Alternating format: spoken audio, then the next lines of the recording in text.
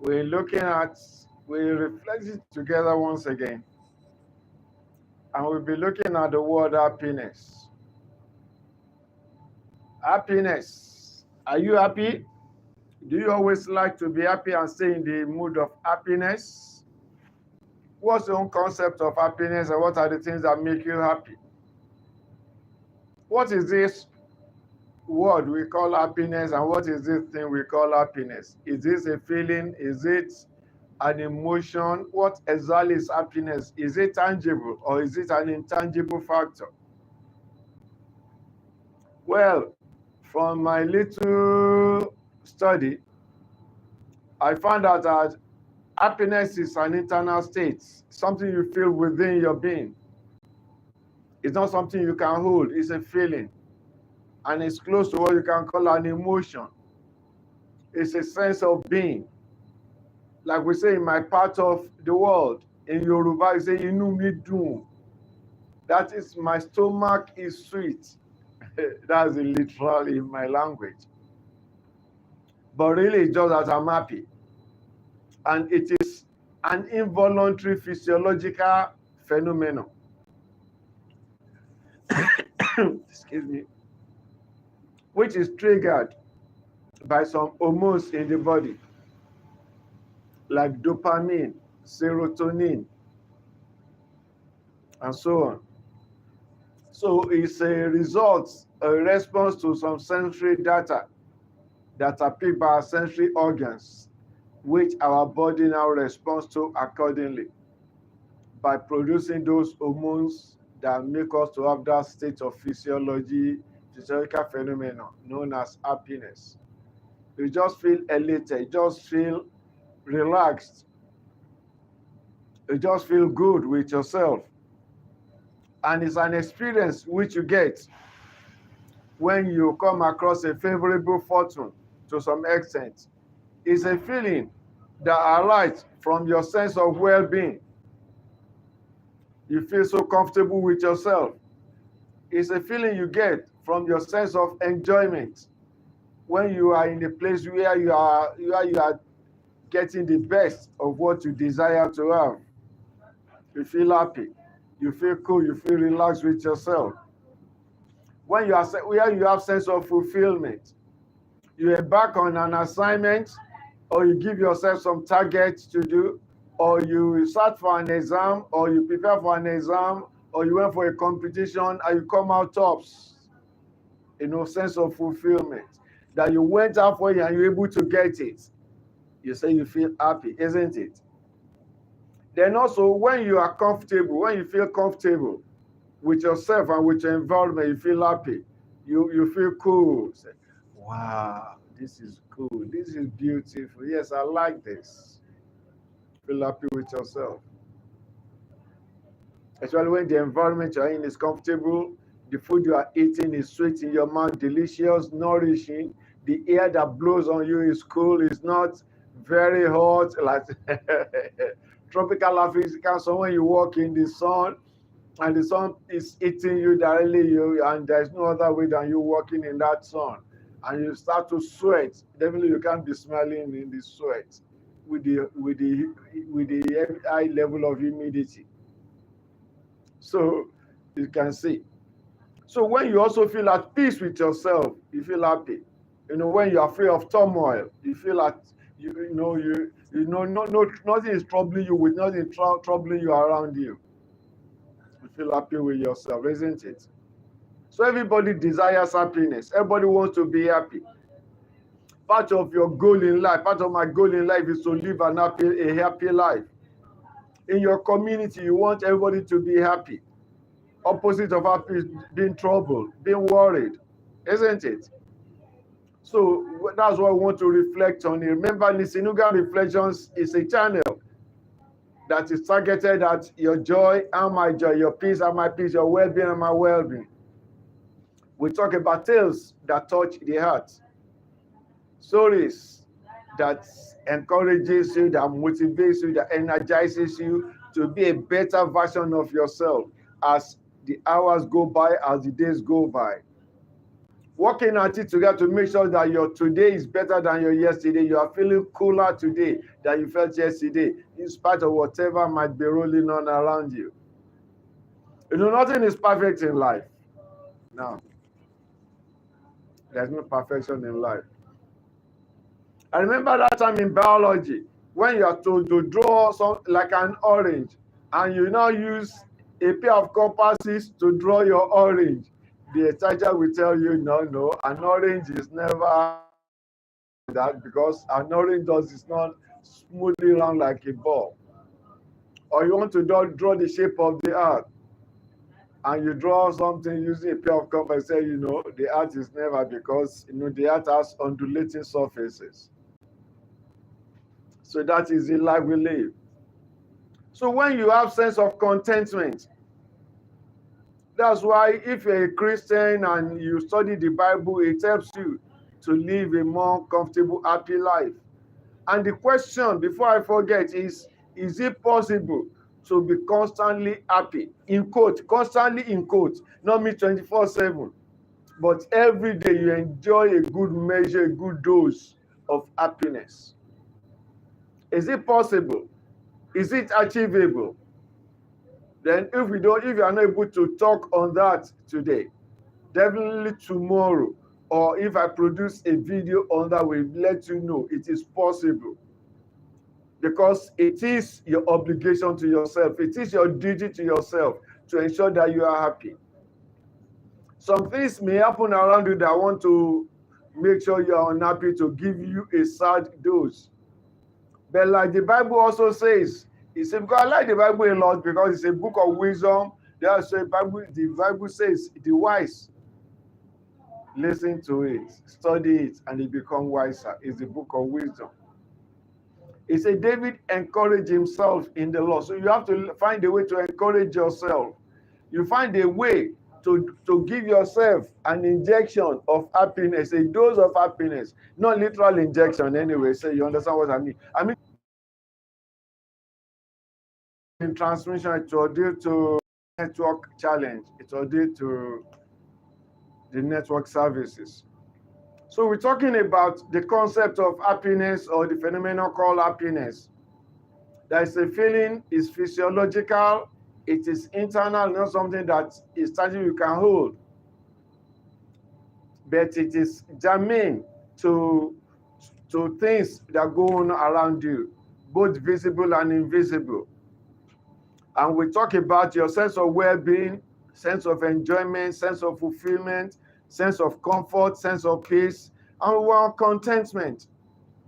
That's why the Bible says godliness with contentment is a great gain. If you are contented with what you have, you are not covetous of your neighbor. You are not stretching your neck across the fence to look at. You are not displeased what others have. You are just stretching. I want to be like that. The content you have, and you work at growing. You work at developing it.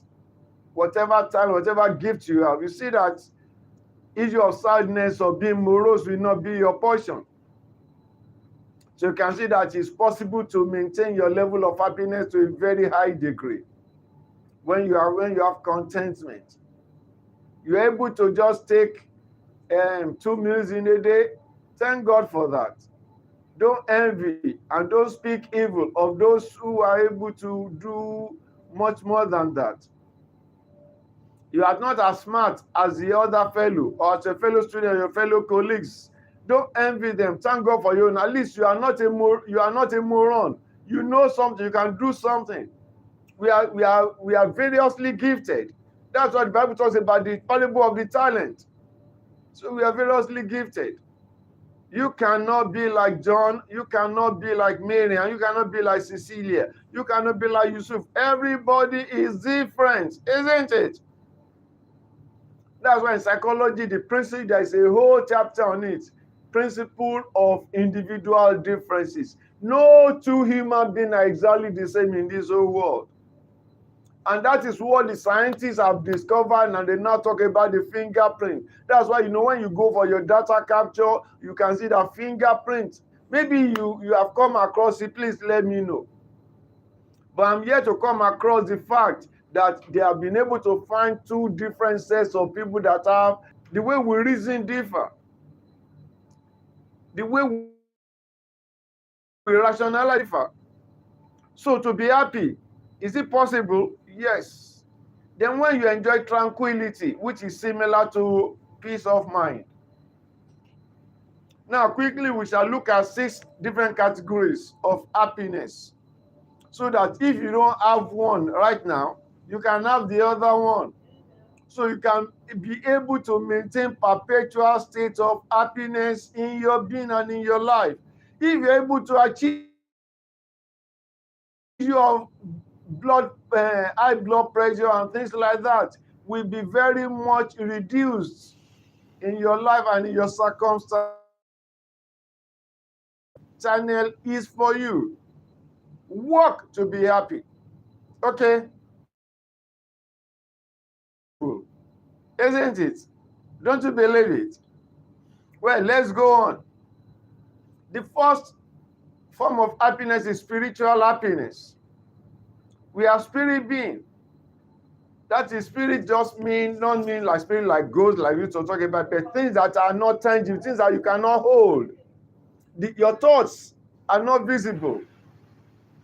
Only your words, even the words I speak, you cannot see them. You can only understand them. You can only perceive them. You can only interpret them. What's coming from my mouth is sound. Is you are the one that know their words and cannot decipher you can decipher the meaning because you understand the English language. If I'm speaking another language now, you don't understand. It will just be I'm making sound, just like Bible says, I'm just babbling, isn't it? So you need spiritual happiness when you are able to relate well with your God. Your belief in God. Believe in the shortness of the life we live. Believe in the value in your fellow human being. That's why I like that song by The Kool and the Gang. It says, cherish the life we live. Cherish the love we share. Cherish, that's part of the spiritual being. Love is not something tangible, but it's only the effect of love, the acts of love that you know. But love starts from within. That's why it's an emotion, feeling from within, from your thought pattern. You choose to be nice. You usually help. You feel to make sure this life, this person, this individual lives a better life. That is part of the essence of love. When you say I love you, what do you mean by saying you love me? When you love me means you wish me good, you want me to do well in life, you want me to be as comfortable as I can, you want to see whatever you can do to make me go. If I say I love you, the same thing. So your spiritual happiness depends on you. And even if you say you don't believe in God, what do you believe in? You must believe in something. Some call him God of Karma, some call him Supreme Being, some call him the Elohim, the El Shaddai, some call him the superior wisdom, supreme intelligence. Believe in something, you will be happy. That people do yoga, people do meditation. You can see when they're doing what they do, they feel cool with themselves. You don't see anybody doing yoga crying or weeping. No, when they do yoga, they are at peace with themselves. It's to calm your being down. Your spirit man to calm in, that to say, relax, relax, be cool, be cool, be cool. Isn't it? Then we have the mental stroke intellectual happiness. We have what is called the gray matter, the brain, which we use for what? For thinking, for rationalizing, critical thinking, to be productive, to increase in knowledge, know more about yourself, know more about your environment, know more about the people around, know more about things that you relate with, know more about things that you need to do to make yourself happy, things that you need to do to make your environment happy, things that you need to do to fulfill your destiny, to be a being of purpose, not just a human being that wakes that sleeps and wakes, eats, goes around, do work. What's the nature of your, why are you doing that work you're doing? If you think critically, see that every work that a man or human does, it is to do something, either to produce a product or a service. And what is the end of that? The product or the service is to add value, is to be of use to somebody. Just think, look at it. What is it? What work is anybody doing? Anybody to add value. Mariana Yoslin, you're welcome. Thank you for reflecting with me. I pray that you will live a comfortable, reasonable, and happy life. That whatever want to disturb your degree of happiness on daily basis will not succeed by the grace of Almighty God. Happiness is germane to our well-being, to our health. Okay? There's something called in psychology, psychosomatic diseases. You can Google it, you can check your dictionary. Psychosomatic diseases are diseases that are not caused by germs or caused by any form of infection, but by our negative thinking, negative form of rationalization, call it psychosomatic diseases. But if you choose this pattern, this line we're talking about, you see that you live a better life. That's why the Bible says, I know the thought I think towards the thought of good and not of evil. You are designed to be a happy human being. So whatsoever is trying to make it otherwise, it is your obligation to yourself to make sure you know how to rationalize and work through it. Happiness is achievable, and you'll be happy by the grace of God. So mental happiness is, by the time you gain more knowledge about yourself, about what is happening around you, see that you'll be happier with yourself. Say, oh, so that is what that means. So that is the value of that thing. I now understand. Okay. So to be happier, please study, listen to seminar, workshop, come to YouTube and get some more knowledge about the life that you live, about the life of things that go on around you. It will be a thing of joy for you.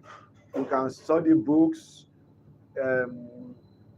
read magazines, a lot of different ways of gaining more knowledge. That's why even in the offices, people, they always organize seminars, in-service training, because the more you know, the better you are and the happier you are. Okay? So please endeavor to do that. The third one is emotional happiness. You know, try to understand your own feelings. What are the things that make you feel good? What things that make you feel sad? What are the things that disturb your mind? What are the things that try to make you to have negative thoughts about yourself and about people around you? We call the principle of emotional intelligence. So that's understand your own emotion. What are the things that trigger happiness? What are the things that triggers anger in you? When that trigger negative emotions in you, understand that, then learn how you can deal with it. Then try to understand the emotions of people around you. Then you know how to marry this. Then you know how you're in a better situation to relate with people around you, so that you'll be happy. When you know that Mr. A or Miss B is always high-tempered and is foul-tongued, and something just happened, and the next thing you can see, the person decided to shout at you and call you names. If you are smart, as we're talking about, to make sure you are emotionally happy, or you just stay cool and just look on. It's okay. It's okay. It's okay. We were taught that when we were small. When someone shouts at you, say, well. All those shoutings are not for me. You are just backing. No, you say it inside yourself anyway. So you are just barking like a dog. When you finish barking, you keep quiet, isn't it? But just say that within you. Like somebody said, when things like that happen within you, just stay cool, take a deep breath, then count something like 1 to 5 slowly. By that time, you'll have been able to recall. Instead of reacting, you just respond accordingly. But the response you give will be very cool. Not that we disturb your own peace and joy of mouth. Or at last, just don't say anything at all. Just look. Like the other time I gave example of Denzel Washington, he was invited for an interview with interview session on the media at a media station with one of the members of the Congress in US. And that one is just let me say a bigot, somebody that doesn't like colored people. And because he wasn't happy with the status God has given to Denzel, the way he's been able to interact with people and motivate people and use his life and story to bless people. Something like that just wasn't working well with him. So he just wanted to make Denzel to misbehave on the world network. He just said, hey, please go back to the zoo. It's wild animals that are kept in the zoo. Because they used to say blacks are from Africa, we have monkeys stay on trees. That is, they don't even have houses in Africa, they live on trees and things like that. So was expecting Denzel to get angry and bolt and say, who are you calling monkey? Who are you saying to go back to the zoo? Which zoo? But instead, Denzel just felt cool, or just looking at him while he was just saying whatever he had to say. And Denzel just responded in classical manner, telling him, well, I studied, because Denzel went to the court, what does he know about law? Then let him know, I studied law, and I even acted in the law courts to help some people that could not help themselves, to be voice of the voiceless. And the records are there. So I wasn't voted there, I studied to be there. He now said, well, you went there to be voices for criminals. You could see how the man was just being foul. But because of high level of emotional intelligence, he kept cool. He did not allow his peace of mind to be disturbed. So he remained happy with himself. That's why in this concept, you need to have a good self-concept. That is a good picture of yourself, well-being. Have that self-confidence. You are a human being. You may not be a graduate, you may not be a master's holder, you may not be a PhD holder. You might not have been able to finish high school, but at least you're a human being and you have common sense. And you know that common sense is not that common. Common sense is ability to be able to rationalize critically and put value to life, to your life and the life of other people around, to know that everybody deserves some level of respect. A human being that doesn't have respect for other human beings, well, you can see he's already shooting himself in the leg. So that's just principle of common sense. Okay? So emotional happiness is achievable. And that's one of the ways people try to just scatter other people's joy, by trying to attack their emotions and by saying some words, unprintable words about them, using some unprintable words of description, of analyzing them. Okay. So number 4 is physical happiness. Physical happiness is referring to your physical well-being, your physiology, your anatomy. And you'll be happy with yourself when you are living a healthy life. You are able to manage your system. The grace of God in your life, you are managing it well. And to be able to maintain your level of physical happiness, try to do number 1, your lifestyle, the things that you do and allow in your life that affects the well-being of your physical body. All those things count. So what you eat, what you allow into your body. Well, if you are into substance abuse, you don't like yourself, then you know that you can't enjoy physical happiness, because when you take these substances, they disturb and they distort your thinking faculty. Your central nervous system is thwarted, and you find yourself at a loss. So to maintain physical happiness, you make sure you stay away from all these substances, which you call drug abuse. Then you make sure you don't play risky games that can put your life in jeopardy. Then do minor exercises like aerobics in the morning, stretch, do jumping jack. Then even if you're in the offices, just go and be tiptoeing on your seats. Just be tiptoeing on your seats, Then you can do some small squatting, whatever is comfortable with you. then you look. So thank you so much once again for reflecting with me, Mariana. L3X, thank you for reflecting with me. So the next one is social happiness. That is the happiness you derive from association with other people around you, like your members of your family, members of your community, your colleagues in the place of work, your classmates. You relate well with them. That's social happiness. You're happy with when you're living with people that you know care about you and you care about them. You respect them, they respect you. Mutual respect, mutual understanding, mutual care. You see, happiness is achievable. Then finally, number 6 is environmental happiness. You're supposed to be happy with the environment in which you live. Okay? Your environment should be conducive for you.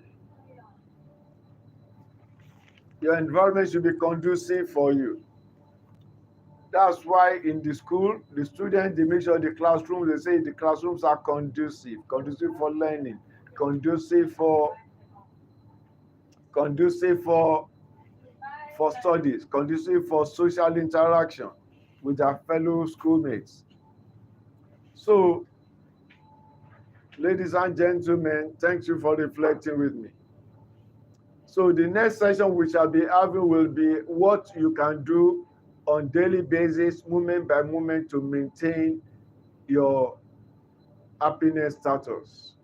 Remember, happiness is achievable and the onus is on you. The onus is on you. You have that obligation to yourself. Thank you once again for reflecting with me on this Inuga Reflections. It's been nice sharing this with you. Please, let's have your comment. Let me have your comments, your questions, and things like that in the comment section, and I will respond accordingly. Okay. Have a blessed weekend. Wherever I'm reflecting from Nigeria, West Africa. Okay. Thank you once again. God bless you.